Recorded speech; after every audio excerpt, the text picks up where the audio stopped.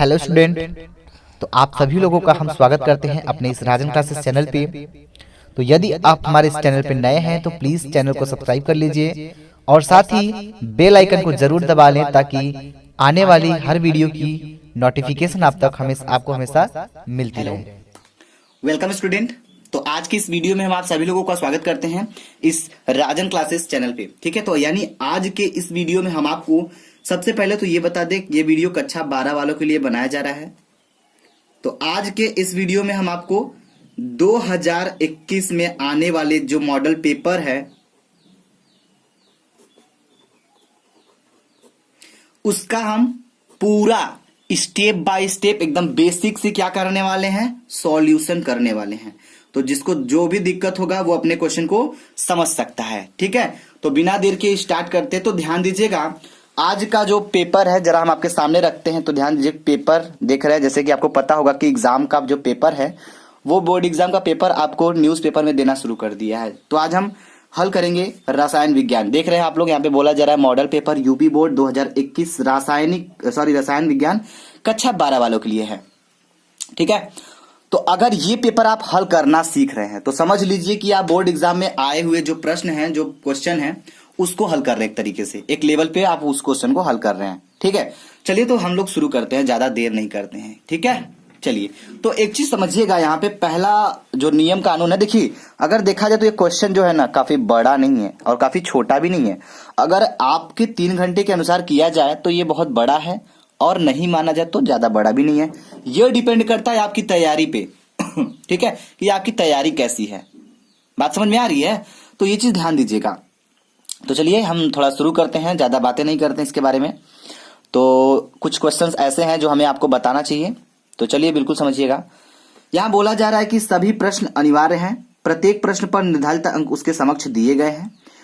और क्या दिया गया है, दूसरे पॉइंट में दिया है गणनात्मक प्रश्नों की गणना के समस्त पद दीजिए। तीसरा है प्रश्नों के प्रासंगिक उत्तर लिखिए। चौथा, जहां आवश्यकता हो रासायनिक समीकरण दीजिए। इतना आपको नियम कानून का पालन करना पड़ेगा। और आगे दिया गया, चलिए शुरू करते हैं। तो बोला गया है कि पहला, इस प्रश्न के प्रत्येक खंड में 4 विकल्प दिए गए हैं, सभी विकल्प चुनकर अपनी उत्तर पुस्तिका में लिखिए। चलिए भाई, यहां से आपकी प्रैक्टिस भी एक तरीके से देखी जाएगी कि आप देखते हैं कितने तैयार हो कितने तैयार नहीं हो। ठीक, तो ध्यान दीजिएगा, बोला जा रहा है पहला कि शून्य कोटि की अभिक्रिया, ठीक है, कि वेग नियतांक का मात्रक है। आपके ऑप्शन दिए गए हैं, पहला है लीटर सेकंड इनवर्स, दूसरा दिया है litre mole inverse second inverse, और सी ऑप्शन दिया गया है mole litre inverse second inverse, और चौथा ऑप्शन दिया गया क्या दिया गया है, ये दिया गया आपका मोल सेकंड इनवर्स। तो हम बिल्कुल बताने वाले नहीं है इसमें। ठीक है, ये आपको बताना होगा कि इसमें का सही उत्तर क्या होगा, यानी शून्य कोटि की अभिक्रिया के लिए। काफी सिंपल क्वेश्चन है, तो बताना तो नहीं चाहिए क्योंकि ये क्वेश्चन इतना सिंपल है कि आप इसे कर सकते हो। उसी के साथ हम देखेंगे नेक्स्ट क्वेश्चन को। तो देखिए क्वेश्चन नंबर, इसमें बोला जा रहा है ख में 25 डिग्री सेंटीग्रेड, ठीक है, पर एल आई प्लस, ठीक है, बी ए 2 पॉजिटिव, और दिया गया एन सिंगल पॉजिटिव तथा एम जी डबल पॉजिटिव युग्मों के मानक ऑक्सीकरण विभव क्रमशः प्लस 3.05 प्लस 2.73 प्लस 2.71 तथा माइनस 2.73 वोल्ट है। ठीक है, इस सबसे प्रबल ऑक्सीकरण है। तो एक चीज ध्यान दीजिएगा, ऑक्सीकारक है। आपके ऑप्शन दिए गए एम जी डबल पॉजिटिव और B A double positive, sodium single positive और ये लिथियम सिंगल पॉजिटिव। तो देखिए क्वेश्चन 1 नंबर का है चाहे 2 नंबर का है, तो क्वेश्चन मजेदार की। ठीक है, तो इसका जो सही उत्तर है हम आपको बता दें, इसका ऑप्शन नंबर ए सही होगा, यानी एम जी डबल पॉजिटिव ये आपका सही होगा। आइए इसी के साथ बढ़ेंगे नेक्स्ट क्वेश्चन पे। तो अगला क्वेश्चन क्या है, जरा ध्यान से समझिएगा। और यहां पे बोला जा रहा है आपसे, क्या बोला जा रहा है, सोडियम क्लोराइड क्रिस्टल में सोडियम यानी एन पॉजिटिव आयन की समन्वय संख्या है। आपके ऑप्शन दिए गए हैं जो कि 6 दिया गया है, 8 दिया गया है, 4 दिया गया है और 1 दिया गया है। ठीक है, तो इसमें से सही उत्तर कौन सा होगा, ध्यान दीजिएगा। तो इसमें का जो सही उत्तर है वो ऑप्शन नंबर आपका ए सही होगा, यानी कि सोडियम क्लोराइड, ठीक है, सोडियम क्लोराइड क्रिस्टल में Na आयन की समन्वय संख्या 6 होती है। ठीक है, चलिए आगे आइए, ध्यान दीजिएगा। अगला क्वेश्चन घ में बोला जा रहा है आपसे। क्या बोला जा रहा है? बोला जा रहा है कि किसी रासायनिक अभिक्रिया में उत्प्रेरक का प्रभाव निम्न को परिवर्तित करना होता है। आपका ऑप्शन है, पहला दिया गया है संक्रियण ऊर्जा, दूसरा है साम्य सांद्रता, तीसरा दिया गया है अभिक्रिया उष्मा और चौथा ऑप्शन दिया गया है अंतिम उत्पाद। तो हम आपको बता दें, इसमें से जो सही उत्तर होगा वो ऑप्शन नंबर आपका ए सही होगा, यानी संक्रियण ऊर्जा। Clearly, very good. आइए बात करेंगे क्वेश्चन नंबर अंग के बारे में। तो क्वेश्चन नंबर अंग में क्या बोला जा रहा है आपसे? जल की मोलरता, क्या है? शुद्ध जल की मोलरता होती है। क्या होती है हम आपको बता दें। आपके ऑप्शन दिए गए 55.56 और दिया गया बी ऑप्शन 5.556, 0.18, डी वाला दिया है 0.018, यानी कि आपको इतना वैल्यू दिया गया और आपको पूछा जा रहा है कि शुद्ध जल की मोलरता होती है। क्या होती है भाई? पता है तो बता सकते हैं और नहीं पता है तो ध्यान दीजिएगा, आपका इसमें से ऑप्शन नंबर ए जो है सही होगा, यानी 55.56 सही होगा। क्लियर है? गुड। आइए अब हम बात करेंगे नेक्स्ट क्वेश्चन के बारे में। विटामिन ए की कमी से होता है, ये तो बताने वाली कोई जरूरी नहीं है, ठीक है, क्योंकि आपको आता होगा। विटामिन ए की कमी से क्या होता है? स्कर्वी होता है, बेरी बेरी होता है, रतौंधी होता है और क्या है भाई? अरक्तता होता है। ठीक है, तो इन चारों ऑप्शन में से बहुत सिंपल आंसर है, तो आपको पता होगा, तो आप इसे कर लीजिएगा। विटामिन ए की कमी से क्या होता है? ठीक है, आइए हम बात करेंगे नेक्स्ट क्वेश्चन के बारे में। तो अगला क्वेश्चन देखा जाए तो बोला जा रहा है क्या? एक प्रथम कोटि की अभिक्रिया 10 मिनट में 20% पूर्ण होती है। अभिक्रिया के 75% पूर्ण होने में लगा हुआ समय, यानी कि लगने वाला समय ज्ञात कीजिए। बड़ा ही सिंपल और सटीक क्वेश्चन है भाई। हम आपको बता दें कि आपको अगर प्रथम कोटि की अभिक्रिया का जो वेग स्थिरांक का समीकरण है, ठीक है, अगर वो पता है तो आप उसको इस क्वेश्चन को लगा सकते हैं। कोई कठिन नहीं है, बहुत आसान क्वेश्चन होता है और इतना नहीं है कि अगर आप ये नहीं कर पा रहे हैं, अगर इसके जैसा क्वेश्चन नहीं कर पा रहे हैं तो फिजिकल केमिस्ट्री पढ़ना बेकार है। ठीक है, चलिए वैसे आप करिएगा, अगर नहीं समझ में आएगा तो फिर पूछ लीजिएगा, हम आपको क्लियर कर देंगे, क्योंकि यहाँ पे टी दिया गया है। ठीक है, और भाई बिल्कुल सिंपल सी बात है, आप इसको लगाएंगे तो लगा सकते हैं। अगर आपको समीकरण नहीं पता है तो हमको बता देते हैं, उसको नोट कर सकते हैं समीकरण क्या होता है। ठीक है, तो जो समीकरण होता है वो आपका होता है क्या? के बराबर 2.303 अपॉन टी, ठीक है, इंटू लॉग ए अपॉन ए माइनस एक्स। तो हम आपको बता दें यही ऐसा फार्मूला है, यही ऐसा समीकरण है, इसी का यूज करके इस क्वेश्चन को हल कर सकते हैं। क्लियर? चलिए, वेरी गुड। अब आइए हम चलते हैं थोड़ा नेक्स्ट क्वेश्चन पे। तो अगला क्वेश्चन क्या बोला जा रहा है आपसे? अगले क्वेश्चन में बोला जा रहा है Zn पर HCl की क्रिया, ठीक है, Zn पर HCl की क्रिया से H2 मुक्त होती है, जबकि Ag या Cu पर HCl डालने पर नहीं। क्यों? देखिए, ये कारण वाले क्वेश्चन है। हम आपको बता दें कि हम आपको ऐसे ऐसे बेहतरीन लेवल पे क्वेश्चन बताने वाले हैं जो कि बोर्ड एग्जाम में एकदम फंसने वाला होता है। तो एक बार ध्यान दीजिएगा, ये कारण वाले क्वेश्चन जो होते हैं ना, ये अक्सर पूछे जाते हैं 2 नंबर में। ये हम आपको पहले ही बता दें, यहाँ पे तो 2 दिया गया है, और अगर कारण वाले क्वेश्चन आपको चाहिए तो हमसे बिल्कुल कमेंट बॉक्स में बताइएगा, हम आपको कारण के 10-15 क्वेश्चन ऐसे दे देंगे। अगर पूछता है तो आप उसको जवाब दे सकते हैं, और नहीं पूछता है तो कोई बात ही नहीं है। चलिए, तो ध्यान दीजिएगा, इस क्वेश्चन को हम हल करने जा रहे हैं। जरा अगर नोट करना चाहें तो आप नोट कर सकते हैं। ठीक है, चलिए भाई, कौन सा क्वेश्चन है आपका? ख वाला क्वेश्चन है ना। प्रश्न नंबर दूसरे का ख वाला है, Zn पर HCl की क्रिया होती है तो H2 मुक्त होती है। हम रिएक्शन के माध्यम से खोलेंगे, ध्यान दीजिएगा थोड़ा सा। तो यहाँ पे जरा ध्यान दीजिएगा आप लोग। ध्यान की बात यह है कि करना क्या है थोड़ा सा, ठीक है। तो पहले हम ले लेते हैं Zn की क्रिया अगर हम HCl से कराते हैं, 2HCl से अगर मान लीजिए करा दिए हम, ठीक है, तो यहां बताया जा रहा है कि हाइड्रोजन मुक्त होता है ना। यही चीज तो बोल रहा है क्वेश्चन में कि जब हम Zn की क्रिया HCl से कराते हैं तो हाइड्रोजन आपका मुक्त हो जाता है। लेकिन अगर वही हम Ag या Cu पर HCl डालते हैं तो हाइड्रोजन मुक्त नहीं होता। ऐसा क्यों होता है? तो अगर हम आपको प्रैक्टिकली दिखा देना तो खुला चैलेंज, अगर चुटकी के साथ बोले तो आप इसको लिख लेंगे कारण वाले क्वेश्चन को। कैसे लिखेंगे हम आपको अभी बताते हैं, ध्यान दीजिएगा। तो बनेगा क्या है आपका, जरा ध्यान दीजिएगा, प्लस, ठीक है। तो देखिए यहाँ पे ये Zn था, Zn हो गया, Cl2 आपका Cl आपका 2 था, Cl2 हो गया। अब ये जो H2 2 H बच गया है, इसको हम 2H तो नहीं निकाल सकते, इसको हम निकालेंगे H2। आप देखिए सवाल आई बात पे कि H2 ई क्रिया हो रहा है तो एकदम आसानी से H2 निकल जा रहा है, मुक्त हो जा रहा है। लेकिन अगर वहीं पे अगर हम दूसरा रिएक्शन खोल दें तो आपका कंफ्यूजन क्लियर हो जाएगा। जैसे हम आपको बताए, ध्यान दीजिएगा, अभी बोला ना कि अगर हम Ag से क्रिया करा दे, Ag या Cu से, तो हम Ag से लेके दिखा देते हैं, बाकी आप कर लीजिएगा। Ag की क्रिया अगर हम HCl से कराते हैं, ध्यान दीजिएगा, Ag की क्रिया अगर हम HCl से कराते हैं तो ये नहीं होगा, हाइड्रोजन मुक्त नहीं होगा। ऐसा क्यों होगा, यही कारण पूछा है। ये रिएक्शन तो आसानी से हो गया, हाइड्रोजन निकल गया, लेकिन यहाँ पे ऐसा नहीं हो रहा है, क्यों नहीं हो रहा है? तो चलिए हम आपको जरा सा यहाँ पे क्लियर करेंगे। इनके में इतनी दम नहीं है कि ये भाग जाए, समझिएगा बात को। इस लॉजिक को अगर समझ गए ना तो मजा ही मजा है। तो हम आपको बता दें, जो विद्युत रासायनिक श्रेणी होगी उसके बारे में तो जानते होंगे आप लोग, ठीक है।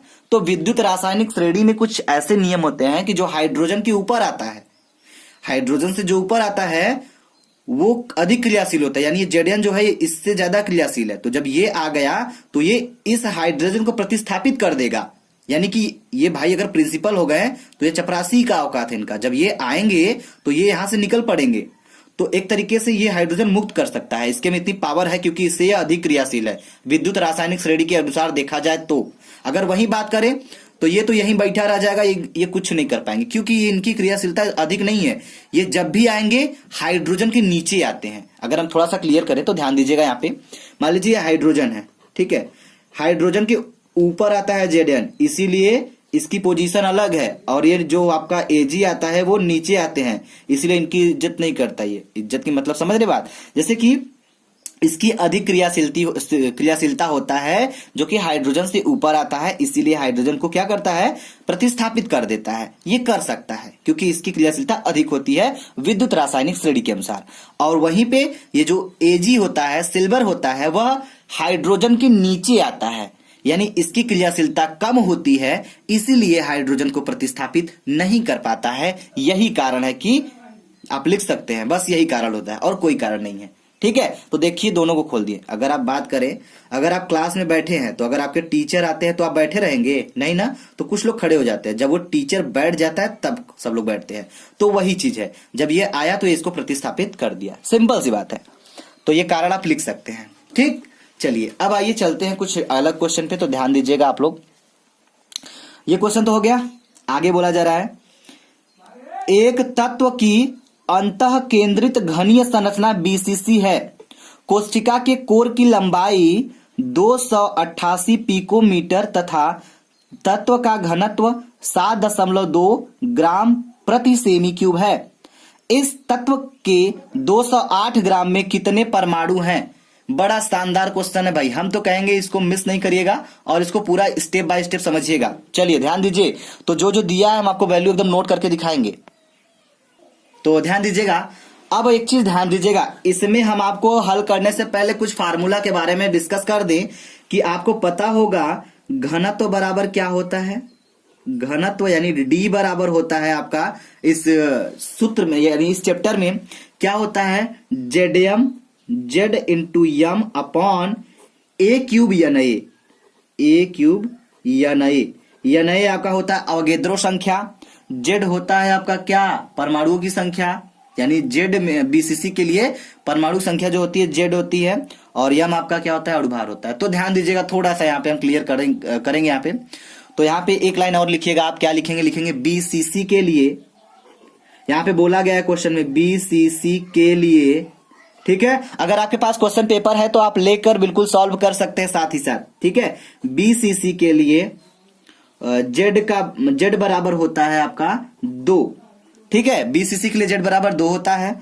और क्वेश्चन में अगर देखा जाए तो A आपका दिया गया है, यानी कि हमसे क्वेश्चन में क्या बोला जा रहा था, क्वेश्चन में बोला जा रहा था कि कोशिका के कोर की लंबाई, ये जो A है ना, ये कोर की लंबाई है जो कि हमें 288 पिकोमीटर दिया गया है, PM यानी पिकोमीटर दिया गया है। अब इसको हम मीटर से सेंटीमीटर में, पिकोमीटर से सेमी में कर लेते हैं। तो जब इसको करेंगे, परिवर्तन करेंगे, तो ये होगा क्या, ये हो जाएगा 2.88 गुणे 10 के घाते -8 सेमी।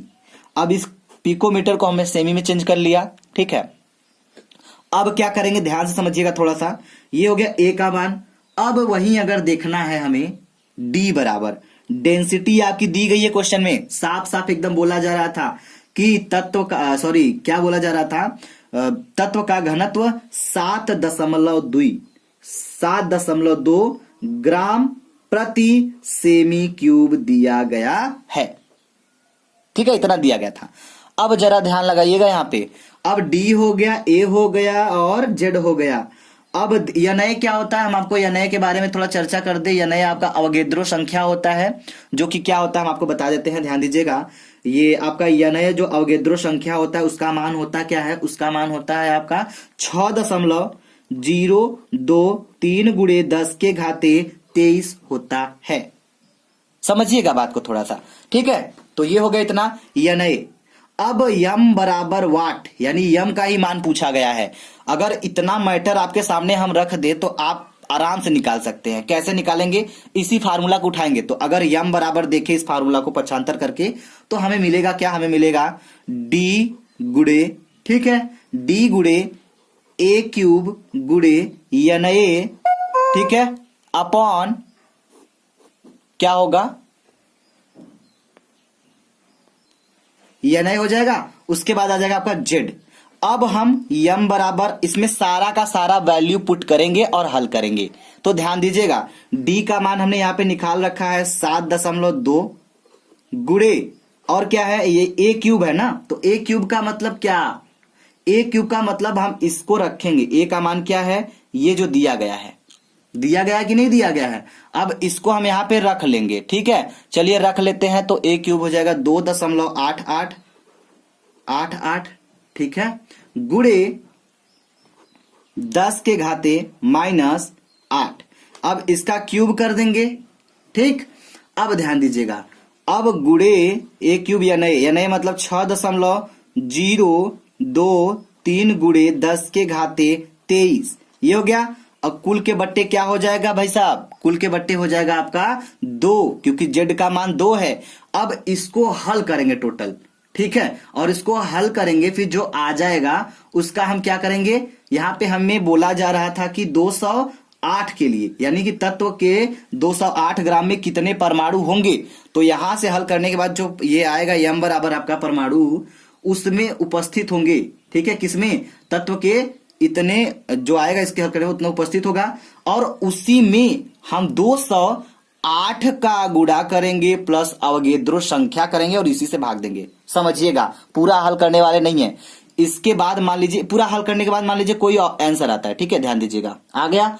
उसके बाद हम क्या करेंगे, यम बराबर कुछ आया है, उसके बाद जब हम निकालेंगे ना, जो निकालना है हमें 208 के लिए, तो 208 के लिए जब निकालने जाएंगे तो करेंगे क्या, सिंपल सी बात समझिएगा, ये जो आया रहेगा, ठीक है, ये जो आया रहेगा उसको तो हम लिखेंगे, यानी कि 208 लिखेंगे यहां पे, ठीक है, ठीक है। फिर क्या करेंगे, 208 लिखेंगे यहां पे, फिर इनटू अवगेद्रो संख्या जो होता है 6.023 गुणे 10 के घाते 23, ये भी रखेंगे। अब बट्टे ये जो हल करने के बाद मान आएगा आपका, उसको हम यहां रख के हल करेंगे, तो आपका आ जाएगा 208, यानी कि 208 ग्राम में कितने परमाणु होंगे, वो हल करके आप कर सकते हैं, ठीक है, क्योंकि इतना हेल्प बहुत है।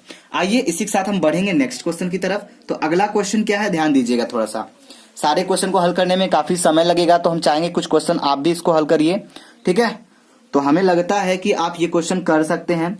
प्रथम, सॉरी ध्यान दीजिएगा, बोला जा रहा है सूक्ष्म विभाजन अवस्था में उत्प्रेरक ठोस से अधिक क्रियाशील होते हैं, क्यों, समझाइए। यानी कि ये चीज ध्यान, सूक्ष्म विभाजन अवस्था में उत्प्रेरक ठोस से अधिक क्रियाशील होते हैं, तो ये आपको मिल जाएगा किसमें, सॉलिड स्टेट में मिल जाएगा ये क्वेश्चन, ठीक है। अगर नहीं मिलेगा तो आप हमें बताइएगा, हम इस क्वेश्चन का सॉल्यूशन आपको प्रोवाइड करा देंगे, ठीक है। और ये क्वेश्चन देखिए आपका दिया गया है, क्या करना है, ईएमएफ ज्ञात करना है, यानी कि आपको ये मिल जाएगा इलेक्ट्रोकेमिस्ट्री में लगभग। और बात करें हम बैंड सिद्धांत के आधार पर, ठीक है, बैंड सिद्धांत के आधार पर चालक और अर्धचालक पदार्थों के वैद्युत ऊर्जा को गुणों को समझाइए। तो जरा ध्यान दीजिएगा, इसको हम समझाने जा रहे हैं, ठीक है, एकदम अच्छे से समझिएगा, थोड़ा सा दिमाग लगाइएगा यहाँ पे।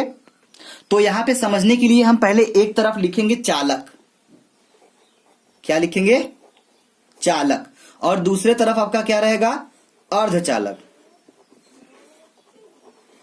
ये हो गया चालक और ये हो गया अर्धचालक। तो चालक और अर्धचालक को समझिएगा। इसमें दो बैंड होते हैं। कौन कौन से बैंड होते हैं हम आपको बता दें। ठीक है भाई, थोड़ा सा ध्यान दीजिएगा यहां पे। ये आपका होता है चालन बैंड, चालन बैंड। और ये होता है आपका संयोजी बैंड। क्या होता है? संयोजी बैंड। ठीक है। तो जब संयोजी बैंड जो होता है, यानी कि जब चालन बैंड में इलेक्ट्रॉनों की गति जब बढ़ती है, तो ये जो संयोजी बैंड से जब इलेक्ट्रॉन इसमें जाने लगता है, ठीक है, चालन बैंड में, तो विद्युत धारा यानी कि तब विद्युत का प्रवाह होने लगता है। ठीक है। और वैसे ही अगर बात करें अर्धचालक में, तो ये आप इसीलिए कहते हैं इसको, जो चालक होता है वो सुचालक होता है ना। चालक जो होता है, जब संयोजी बैंड से ऊर्जा चालन बैंड में ऊर्जा जाने लगती है, तो ये क्या होता है? इसमें विद्युत प्रवाहित होने लगता है। ये चीज आप ध्यान दीजिएगा। क्लियर है? चलिए, तो यही हम आपको बताना चाहते हैं। वैद्युत गुण क्या होते हैं? वैद्युत के जो प्रभाव होते हैं वो दिखने लगते हैं। और वैसे ही बात करें, देखिए ऐसा क्यों होता है हम आपको बता दें। इसमें गैपिंग नहीं होती है, जैसे हम कहें इसमें अंतराल नहीं होता है, इसीलिए जब इसमें बढ़ती है गतिज ऊर्जा तो इसमें जाती है, तो इसमें विद्युत प्रभाव आपको देखने को मिलता है। सो अगर बात करें हम यहाँ पे, तो इसमें क्या होता है? इसमें जो होता है, इसमें दो बैंड होते हैं, लेकिन इसमें क्या होता है? अंतराल होता है, जिसे हम क्या कहते हैं? ध्यान समझिएगा। ये होता है आपका चालन बैंड, ठीक है, चालन बैंड। और ये होता है आपका संयोजी बैंड, संयोजी बैंड। तो ध्यान दीजिएगा, चालन बैंड ये संयोजी बैंड होता है, और इसके बीच में जो होता है ये गैपिंग होता है ऊर्जा अंतराल, जिसके कारण इसमें से आसानी से इसमें ऊर्जा नहीं जा पाती है, इसीलिए अर्धचालक होता है। यानी कि इसमें से आसानी से नहीं जा पाता, क्योंकि इसमें गैपिंग होती है, ये ऊर्जा अंतराल होता है आपका बीच में। ठीक है। और यही कारण है कि इसमें ऊर्जा नहीं जाता, इसलिए वैद्युत प्रभाव देखने को जल्दी नहीं मिलता है। अर्धचालक में इसे कहते हैं। अर्धचालक है तो आधा, तो मतलब एक तरीके से अर्धचालक यानी कि आधा चालक रहेगा, आधा जाएगा आधा नहीं जा पाएगा, इसीलिए अर्धचालक। क्यों होता है? क्योंकि इसके बीच में ऊर्जा अंतराल होता है, गैपिंग होती है, और इसके अंदर गैपिंग नहीं होती है। इसमें आसानी से संयोजी बैंड से चालन बैंड में चला जाता है ऊर्जा। ठीक, चलिए, उम्मीद करेंगे कि आप ये समझ में आ गया होगा। आइए इसी के साथ चलते हैं। कुछ क्वेश्चंस हैं जो आप अपने से कर सकते हैं, तो हम चाहेंगे ध्यान दीजिएगा थोड़ा सा और। ठीक है। तो एक चीज समझिएगा, यहाँ पे ये जो दिया गया है आपका, थोड़ा सा यहाँ बोला जा रहा है, ठीक है, हो गया। आपको बोला जा रहा है निम्न पर संक्षिप्त टिप्पणी लिखिए। टिप्पणी लिखिए, लेकिन बोला क्या जा रहा है? टिंडल प्रभाव दिया गया है, स्वर्ण संख्या। हमें पता है कि आप इसे कर सकते हैं, क्योंकि इसको हमने बहुत बार क्लियर कर दिया है। ठीक है। अब ध्यान दीजिएगा, नीचे दिया गया है निम्नलिखित यौगिकों के आयुपीएससी लिखिए।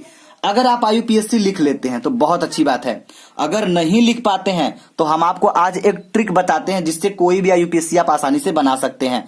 ठीक है। इस वीडियो के लिंक में इस वीडियो के डिस्क्रिप्शन बॉक्स में हम एक लिंक दिए हैं, जिसके वजह से अगर उसको देखते हैं तो आपका जो आयुपीएससी है वह बहुत अच्छे लेवल पे तैयार हो जाएगा। ठीक है। तो लिंक आपको इस डिस्क्रिप्शन बॉक्स में मिल जाएगा, उसको एक बार देखिएगा। बाकी आप इसको अपने हिसाब से एकदम आसानी से बना सकते हैं आयुपीएससी। ठीक है। और नहीं आया तो बाकी तो हम क्लियर कर देंगे। तो बाकी थ्योरेटिकल है, आप इसे ध्यान दीजिएगा, थोड़ा सा इसे कर लीजिएगा। आइए चलते हैं कुछ बेहतरीन लेवल के क्वेश्चन पे, जो बड़े नंबर के क्वेश्चन पूछे जाते हैं। क्लियर है? चलिए ध्यान दीजिएगा भाई। आ गए?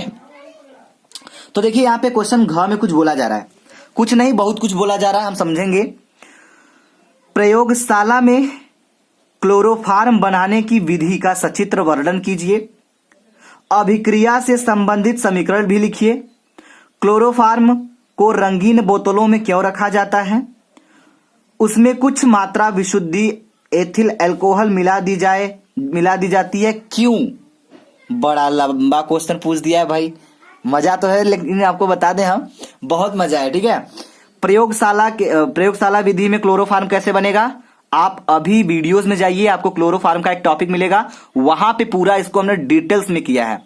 ठीक है। आप वहां से क्लोरोफार्म का जो पूरा टॉपिक है, आप उसको एकदम बेसिक से समझ सकते हैं, क्योंकि यहाँ पे समझने के लिए थोड़ा टाइम कम है। लेकिन आप वीडियोस में जाएंगे, आपको क्लोरोफार्म का वीडियो मिलेगा, और वहां से आप इस चीज को एकदम पूरा अच्छे से क्लियर कर सकते हैं।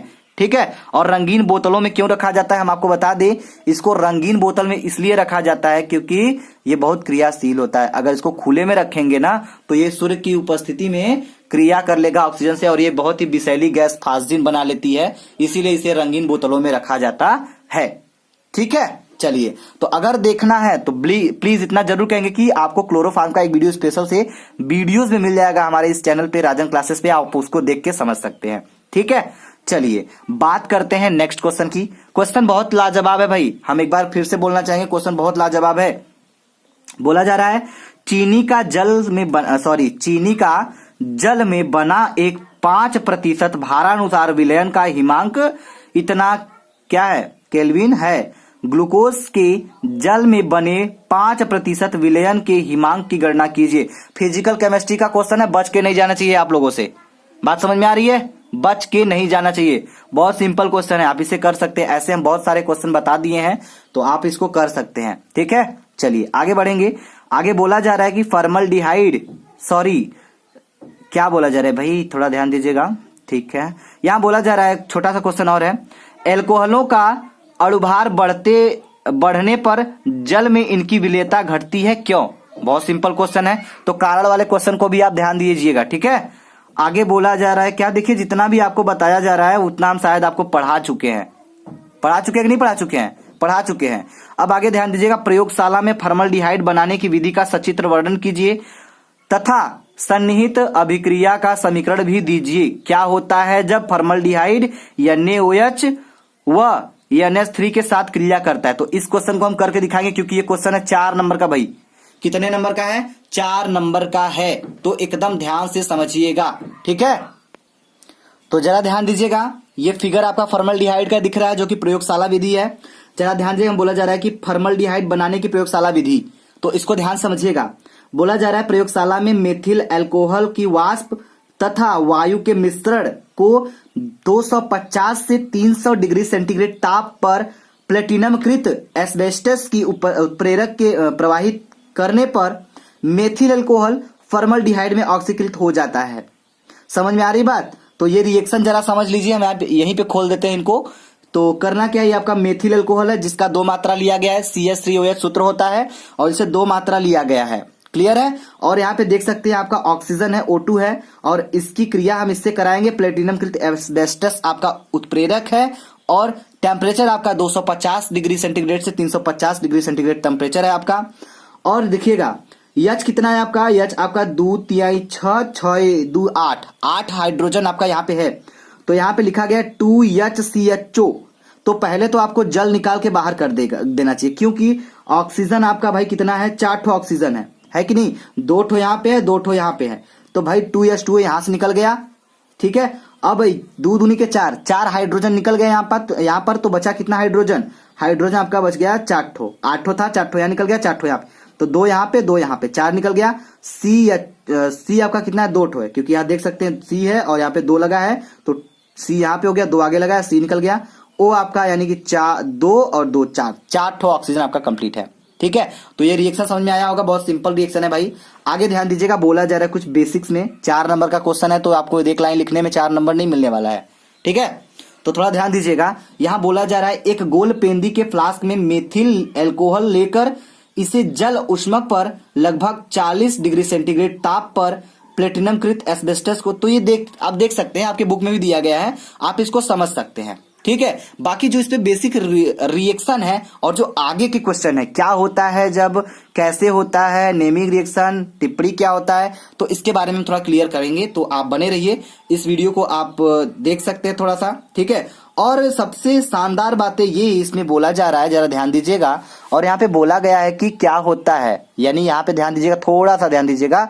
तो यहाँ पे बहुत ही सुंदर और अच्छे भाषा में लिखा गया है, क्या लिखा गया है, फॉर्मल्डिहाइड NaOH के साथ क्रिया करता है। तो यानी कि जब फॉर्मल्डिहाइड सोडियम हाइड्रोक्साइड व अमोनिया के साथ क्या करता है, अभिक्रिया करता है, तो क्या होता है, चलिए हम आपको क्लियर कर देते हैं, ध्यान दीजिएगा।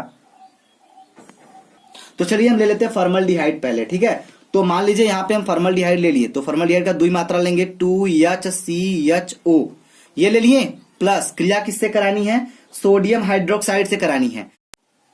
तो यहां पे हम ले लेंगे क्या, यहां हम ले लेंगे NaOH। आ गया सोडियम हाइड्रोक्साइड। तो दोनों का सूत्र आप लिख लीजिएगा, जरा ध्यान दीजिएगा। अब रिएक्शन कराते हैं तो देखिए क्या बनेगा। ठीक है, तो हम आपको बता दें जो बनेगा उसका नाम क्या है, जरा इसके बारे में चर्चा पहले कर लेते हैं। तो सोडियम फार्मेट बनेगा और मेथेनॉल बनेगा। क्या बनेगा, मेथेनॉल यानी मेथिल अल्कोहल बनेगा और सोडियम फार्मेट बनेगा। तो किस तरह बनेगा ये चीज ध्यान दीजिएगा थोड़ा सा। तो जरा ध्यान समझिएगा, मेथेनॉल का सूत्र जो होता है ये होता है CH3OH होता है कि नहीं होता है। तो जब इन्हें हमें बनाना है तो थोड़ा ध्यान दीजिएगा, यहाँ पे होगा क्या, देखिए पहले H कितना है, 2 4 ठो आपका यहाँ पे है और एक खो यहाँ पे 5 ठो। तो हम एक काम करते हैं, C आपका कितना है, C यहाँ पे अगर आगे 2 लगाए तो 2 ठो C है, तो हम एक C यहाँ पे लिख लेते हैं। H आपका कितना है, 2 4 ठो है ना, तो यहाँ पे हम 3 ठो लिख लेते हैं। ध्यान दीजिएगा, 4 आपका हाइड्रोजन यहाँ पे है और यहां से हमने 3 हाइड्रोजन को इस तरह लिख लिया है और ये जो पीछे आपका OH दिख रहा है इसको उठा के यहां पे लगा दिए और ये बन गया आपका क्या, मेथेनॉल, जिसे हम मेथिल अल्कोहल भी कहते हैं। ठीक है, तो ये मेथिल अल्कोहल बन गया। चलिए मेथेनॉल कहते हैं इसको। तो यानी कि हमारा यहाँ पे एक C और बचा है, 2 ठो था, एक खो यहां हो गया, तो जो एक खो C बचा है यहां लगा देंगे, C हो गया। अब ध्यान दीजिएगा, H आपका 2 और 2 4 ठो था ना, 3 ठो यहाँ, एक खो बचा है अभी, तो ये हो गया C। लेकिन जो एक खो H बचा हुआ है, सोडियम फार्मेट बनाने के लिए हमको H इसके पहले लिखना होगा। ठीक है, क्योंकि सोडियम फार्मेट का जो सूत्र होता है HCOO। ठीक है, Na। तो ये हो गया HC और O कितना है, जरा O को पकड़ते हैं। यहाँ आगे 2 लगा हुआ है, ऑक्सीजन यहाँ पे लगा हुआ है, तो 2 ठो ऑक्सीजन है, तो 1 ऑक्सीजन 2 ऑक्सीजन पूरा हुआ। अब जो सोडियम बचा है अकेले बैठा हुआ है, इसको यहां से उठा के हम यहां लगा देंगे। तो ये जो बन गया, ये आपका बन गया सोडियम, क्या बन गया, ये बन गया सोडियम फार्मेट। इसका नाम आप लिख सकते हैं बिल्कुल, सोडियम फार्मेट। क्लियर है, गुड। तो ये रिएक्शन आपका तैयार हुआ और इसे कंप्लीटली आप बंद कर लीजिए अपने बॉक्स में और इसको नोट कर लीजिएगा। ठीक है, चलिए अगर हम उम्मीद करेंगे कि आपको ये समझ में आ गया होगा तो बहुत अच्छी बात है। वैसे ही आप NH3 से भी क्रिया करा सकते हैं अगर आप चाहें तो, अगर आपको आता है तो ठीक है, और नहीं आता है तो बिल्कुल आप पूछ सकते हैं। ठीक है, और हमें पता है कि आप कर सकते हैं, तो बताने की कोई जरूरत नहीं है। फिलहाल हम चलेंगे नेक्स्ट क्वेश्चन पे, तो जरा ध्यान समझिएगा अगला क्वेश्चन क्या बनता है। ठीक है, देखिए बड़े नंबर के क्वेश्चन अगर ये नहीं बताएंगे तो भाई आपका घाटा हो जाएगा ना। तो बिल्कुल छोटे नंबर को तो आप एक बार कर भी लेंगे, चाहे जैसे अगर छोड़ भी देते हैं तो भी ज्यादा तकलीफ नहीं होगा जितना बड़ा क्वेश्चन छूटने पे होता है। ठीक है ना, तो बिल्कुल चलिए यहाँ पे ध्यान दीजिएगा, यहाँ बोला जा रहा है निम्न पर संक्षिप्त टिप्पणी लिखो। भैया यहाँ पे टिप्पणी लिखना है तो जरा ध्यान दीजिएगा थोड़ा सा। अभी हमने इसके पहले कल नहीं परसों की नर्सों की वीडियो में बताया था ऊर्ज अभिक्रिया क्या होता है, कार्बिलेमीन अभिक्रिया क्या होती है और किण्वन क्या होता है, विटामिन क्या होता है। तो ये आपका 4 नंबर का है, यानी कि एक टॉपिक पे आपको 1 नंबर मिलना तय है, और जिसमें से हम आपको बता सकते हैं कि 3 नंबर तो आप उठा सकते हैं क्योंकि हम इसको बता दिए हैं। ठीक है, और जो लोग नहीं देखे हैं वो बिल्कुल हमसे पूछ सकते हैं, हम उनको बता देंगे। नेमिंग रिएक्शन में जाएंगे आप तो आपको ये मिल जाएगा। ठीक है, वीडियो पड़ा हुआ है राजन क्लासेस पे हमारे, इस पे, और यहीं पे आप देख सकते हैं, क्योंकि नेमिंग रिएक्शन आप देखेंगे तो ऊर्ज अभिक्रिया मिलेगा आपको। ठीक है, चलिए तो उम्मीद करेंगे कर लेंगे। अगर नहीं कर पाते हैं ना तो इतने, अगर इन चारों में से आप नहीं कर पाते हैं, ठीक है, वैसे कर लेंगे तो ठीक है और मिल जाएगा तभी ठीक है। अगर मान लीजिए नहीं कर पाते हैं या फिर समझ में नहीं आता है तो बिना हिचक आप हमें कमेंट बॉक्स में बताइएगा, सर नेमिंग रिएक्शन बता दीजिए इसमें का, बस इतना कर देंगे तो आपको हम वीडियो प्रोवाइड करा देंगे। ठीक है, चलिए आगे बढ़ेंगे। तो आगे बोला जा रहा है क्या होता है जब कि एथिल अल्कोहल की अधिक मात्रा में सांद्र H2SO4 के साथ 140 डिग्री सेंटीग्रेड ताप पर गर्म करते हैं। तो भैया बड़ा सिंपल क्वेश्चन है, क्या है, एथिल अल्कोहल को लेंगे हम और H2SO4 के साथ गर्म करेंगे, टेम्परेचर आपका होगा 140, तब देखते हैं क्या बनता है। और एक चीज ध्यान दीजिए, यहाँ पे बोला जा रहा है फास्फोरस सफेद ठीक है को NaOH के सांद्र विलयन के साथ गर्म करते हैं। तो दोनों रिएक्शन आप कर सकते हैं कि नहीं कर सकते हैं, कर सकते हो कि नहीं कर सकते हो, बिल्कुल बताइए, कर सकते हैं। ठीक है, अगर जो नहीं कर पाते हैं तो उनके लिए हम खोलना चाहेंगे, यहाँ पे कोई दिक्कत तो नहीं है। चलिए बने रहिएगा, इसके जैसे क्वेश्चन तो बिल्कुल भी नहीं छूटना चाहिए आपसे, क्योंकि अगर इस टाइप का जब क्वेश्चन छूटता है तो बहुत तकलीफ होती है, क्योंकि अच्छा खासा क्वेश्चन आता हुआ क्वेश्चन जब छूटता है तो मूड खराब हो जाता है। समझ में आ रही बात? तो हम चाहेंगे कि ऐसे क्वेश्चन को बिल्कुल ना छोड़िएगा आप लोग, ठीक है। और ये क्वेश्चन अगर आप हल करते तो 2021 में जो आने वाला प्रश्न है उसका बहुत बड़ा आइडिया प्लानिंग कर सकते हैं आप लोग, ठीक है। चलिए तो ध्यान दीजिएगा। तो चलिए पहले हम लेके एथिल अल्कोहल को गर्म कर लेते हैं 140 डिग्री सेंटीग्रेड पे। तो ध्यान से समझिएगा भाई, क्वेश्चन को बारी बारी आप नोट करना चाहें तो कर सकते हैं, कोई दिक्कत नहीं है, क्योंकि हम चाहते हैं कि जो भी आपको बताया जा रहा है वो आपके पास होना चाहिए, ठीक है। चलिए तो ध्यान दीजिएगा, सबसे पहले हम लेंगे एथिल अल्कोहल। एकदम सिंपल सी बात है। एथिल अल्कोहल को जब हम लेंगे ना तो लेंगे C2, ठीक है, H5OH, ये आपका हो गया एथिल अल्कोहल, ठीक है। अब इसका यहां पे हम दुई मात्रा लेंगे। एक चीज ध्यान दीजिएगा, ठीक है। देखिए हम आपको एक बात बता दें कि जब हम अल्कोहल यानी एथिल अल्कोहल की अधिक मात्रा में 140 डिग्री सेंटीग्रेड ताप पर सांद्र H2SO4 के साथ गर्म करते हैं तो हमारा डाई एथिल ईथर बनता है। क्या बनता है आपका? डाई एथिल ईथर बनेगा। और कैसे बनेगा हम आपको यहां पे बनाकर दिखाने वाले हैं। तैयार हैं आप? गुड। चलिए ध्यान दीजिएगा, तो ये आपका हो गया एथिल अल्कोहल। अब जरा ध्यान समझिएगा एकदम, ठीक है। अब हम ले लेते हैं टेम्परेचर आपका 140 डिग्री सेंटीग्रेड, ठीक है। चलिए अब इतना तो हो गया। अब यहां पे एक चीज तो आप ध्यान से समझिएगा, किसके साथ करना है भाई? H2SO4, सांद्र H2SO4 के साथ क्या करना है? गर्म करना है। ध्यान दीजिएगा, तो होगा क्या? कितना है? 2 ठो है ना एथिल अल्कोहल, तो यहां पे लिखेंगे C2H5, एक को यहां लिखेंगे, ठीक है। और ध्यान दीजिएगा C2H5 हो गया, एक को C2H5 यहां पे होगा और एक C2H5 यहां होगा। और ये जो आपका O है ये आपका बीच में होगा। ध्यान से एकदम समझिएगा, हुआ कैसे? 2 ठो है C2H5OH, तो एक C2H5 इधर, एक C2H5 इधर। हुआ कि नहीं हुआ? हुआ ना। अब जरा ध्यान से समझिएगा यहां पे, ठीक है, क्योंकि यहां पे समझना ही बहुत कुछ होता है भाई। तो अब यहां से आपका कुछ निकल रहा है तो उसको निकाल दिया जाए। निकाल दिया जाए कि नहीं निकाल दिया जाए? ध्यान दीजिएगा, तो यहां पे आपका निकल क्या रहा है? कार्बन आपका कितना है? 2 दूनी के 4, तो 2 2 4 पूरा। हाइड्रोजन कितना है? 5 दूनी के 10, तो 5 5 10 पूरा है। ऑक्सीजन कितना है? 2 ठो है, तो अभी तक तो हमने एक ही निकाला है ना, तो एक ऑक्सीजन बचा हुआ है। तो चलिए एक ऑक्सीजन बच गया, उसको यहां रख लेते हैं। अब ध्यान दीजिएगा, H कितना है आपका? 2 ठो है, तो H आपका भाई पूरा तो है। अब देखिए जो बच रहा है ना उसको हम कुछ आसानी से निकाल सकते हैं। H आपका 2 ठो, तो इसमें से क्या निकाल सकते हैं? H2O निकाल सकते हैं ना। समझ में आ रही कि नहीं? तो आगे जगह नहीं है, यहां ध्यान दीजिएगा, आपका H2O आपका यहां पे निकल जाएगा और यही आपका बनेगा जिसका नाम है die ethyl ether. Die ethyl माने 2 एथिल, 1 2 किस ग्रुप से जुड़ा है? ईथर ग्रुप से जुड़ा है, तो इसे हम क्या कहेंगे? इसे हम डाई एथिल ईथर कह सकते हैं। और ये जो है यौगिक आपका, ये आपका जल है। समझ में आया कि नहीं आया? हमें पता है या उम्मीद है आपको समझ में आया होगा जरूर। तो पूरा हल करने के बाद हमें बताइएगा जरूर इसका कि आपको समझ में आ रहा है कि नहीं आ रहा है, ठीक है, क्योंकि सबसे बड़ी बात होती है बताना कि समझ में आ रहा है कि नहीं, ठीक है। चलिए और आगे बात करेंगे हम। तो अगला क्वेश्चन जो है इसे आप कर लीजिएगा। एक क्वेश्चन आपके लिए, थोड़ा सा आप भी मेहनत करते रहिए भाई। यहाँ बोला जाए सफेद फास्फोरस, फास्फोरस तो फास्फोरस, यहाँ पे सफेद या पीला बोले, ठीक है। NaOH के सांद्र विलयन के साथ गर्म करते हैं तो क्या होता है, ये आप कर लीजिएगा। नहीं आएगा तो आप हमसे पूछ लीजिएगा, ठीक है। आगे चलेंगे थोड़ा सा तो और मिलेगा हमें। क्लोरोबेंजीन से DDT बोले तो डाइक्लोरो डाइफेनिल ट्राइक्लोरो इथेन। बड़ा शानदार क्वेश्चन है भाई, इसको आप करिएगा। और बोला जा रहा है कैसे प्राप्त करेंगे मेथिल अल्कोहल से एथिल अल्कोहल। दोनों का दोनों लाजवाब है, बड़ा सिंपल है। अगर नहीं आएगा तो बस आप इतना सा लिख दीजिएगा, सर बता दीजिए। कौन सा?